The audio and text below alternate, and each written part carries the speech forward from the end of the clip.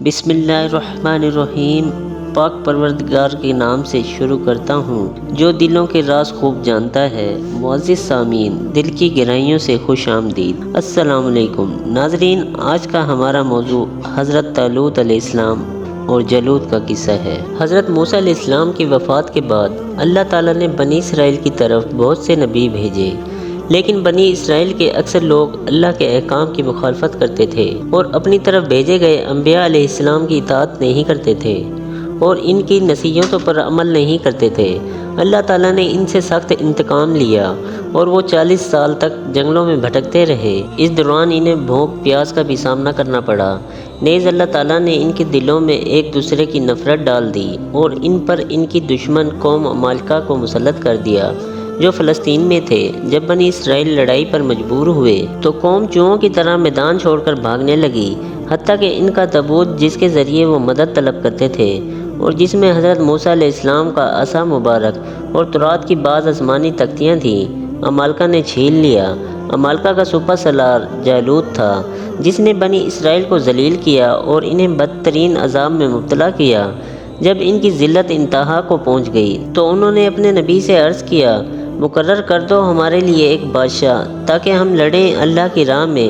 نبی علیہ السلام نے ان سے فرمایا، کیا تم سے یہ بھی توقع ہے کہ اگر حکم ہو تم کو لڑائی کا تو تم اس وقت نہ لڑو؟ انہوں نے جواب دیا، ہم ان سے کیوں نہیں قتال کریں گے، انہوں نے ہمیں ذلیل اور بے وطن کر دیا۔ چنانچہ ان کے نبی نے اپنے رب سے دعا کی اور اللہ تعالیٰ نے ان کی دعا قبول فرمائی اور ان کی طرف وحی بھیجی کہ وہ بنی اسرائیل سے فرما دیں، بے شک اللہ تعالیٰ نے مقرر فرما دیا تمہارے لیے طالوت کو بادشاہ۔ اور طالوت علیہ السلام بہت قوی ہیکل لیکن پتلی حالت کے مالک تھے۔ وہ نہ تو مشہور آدمی تھے اور نہ ہی مالدار تھے۔ چنانچہ بنی اسرائیل ان پر اعتراض کرنے لگے اور کہنے لگے، طالوت بادشاہ بن سکتے ہیں جبکہ ہم میں بہت سے ایسے افراد ہیں جو صاحب مرتبہ اور حکومت کے لیے بہت موزوں ہیں۔ ان سے ان کے نبی علیہ السلام نے فرمایا، اللہ کی پسند پر اعتراض نہ کرو کیونکہ وہ زیادہ جاننے والا ہے کہ تم میں سے کس کی صلاحیت زیادہ ہے اور کون حکومت کے لیے موزوں ہے۔ پسند فرمایا اس کو تم پر اور زیادہ فراخی دی اس کو علم اور جسم میں، اور اللہ دیتا ہے ملک اپنا جس کو چاہے۔ بنی اسرائیل کہنے لگے، ہم ان کے علم اور طاقت کا کیا کریں؟ نبی علیہ السلام نے فرمایا، وہ اپنے علم سے ایسا نظام اور جنگی چالیں واضح کریں گے کہ تمہارے لیے دشمن کو شکست دینا آسان ہو جائے گا، اور اپنی قوت و شجاعت کی بدولت عمالقہ میں رعب ڈال دیں گے کیونکہ انہیں تائید خداوندی حاصل ہے۔ انہوں نے یہ بھی فرمایا، وہ مقدس تابوت جو تم سے تمہارے دشمنوں نے چھین لیا تھا اللہ تعالیٰ تمہیں دوبارہ دلوا دیں گے، ان قریب فرشتے اسے تمہارے پاس اٹھا لائیں گے اور یہ طالوت کے لیے تائید خدا کی علامت ہوگی۔ چنانچہ یہ معجزہ ہوا اور بنی اسرائیل نے تابوت مقدس کو اپنے سامنے موجود دیکھا تو انہوں نے تسلیم کر لیا کہ یہی خدا تعالیٰ کا انتخاب ہے۔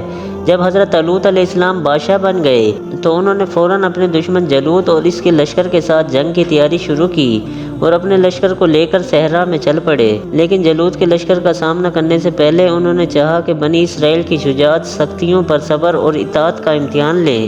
چنانچہ انہوں نے بنی اسرائیل کو مخاطب کیا اور فرمایا، ہم دشمن سے جنگ سے قبل ایک نہر پر سے گزریں گے، اس نہر میں سے زیادہ پانی کوئی نہ پیے، صرف چلو بھر پانی سے اپنا حلق تر کریں گے، ہرگز سیر ہو کر پانی نہ پئیں گے۔ جب وہ نہر پر پہنچے تو انہوں نے حضرت طالوت علیہ السلام کی ہدایت پر عمل نہ کیا بلکہ وہ نہر میں کود پڑے اور خوب سیر ہو کر پانی پینے لگے حتیٰ کہ ان کے پیٹ بھر گئے۔ تاہم ایک چھوٹی سی جماعت نے حضرت طالوت علیہ السلام کے فرمان کے مطابق فقط ہاتھوں سے چلو بھر پانی پیا اور صرف یہی جماعت ان کے ہمراہ میدان جنگ تک پہنچی۔ جنگ کا وقت آ پہنچا، بنی اسرائیل نے صف بندی کر لی اور سب سے آگے حضرت طالوت علیہ السلام تھے۔ جب بنی اسرائیل نے جالوت کے لشکر کی تعداد اور سامان جنگ کی کثرت دیکھی تو ان میں سے بعض نے بھاگنے کا ارادہ کیا اور کہنے لگے، طاقت نہیں ہم کو آج جالوت اور ان کے لشکر سے لڑنے کی۔ لیکن مومنین اور صابرین نے انہیں جواب دیا، ہمیشہ تھوڑی جماعت غالب ہوئی ہے، بڑی جماعت پر اللہ کے حکم سے، اور اللہ صبر کرنے والوں کے ساتھ ہے۔ انہوں نے اللہ تعالیٰ سے دعا کی، اے ہمارے رب، ڈال دے ہمارے دلوں میں صبر اور جمائے رکھ ہمارے پاؤں۔ اور مدد کر ہماری اس کافر قوم پر۔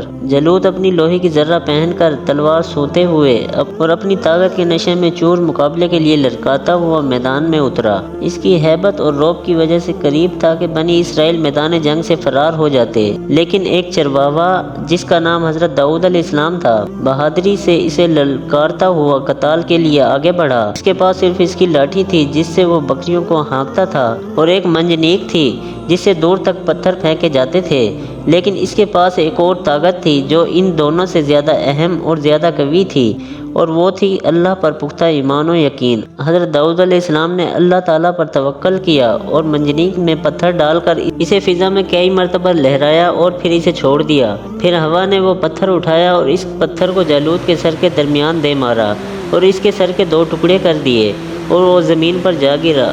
جالوت کے لشکر نے جب یہ دیکھا تو ان پر شدید وحشت طاری ہو گئی اور وہ میدان جنگ سے بھاگ کھڑے ہوئے۔ اس طرح اللہ تعالیٰ نے بنی اسرائیل کو ان کے دشمنوں پر فتح دی تاکہ اللہ تعالیٰ ان پر ظاہر کر دے کہ اللہ تعالیٰ اپنے فرما بردار بندوں سے کبھی غافل نہیں ہوتے۔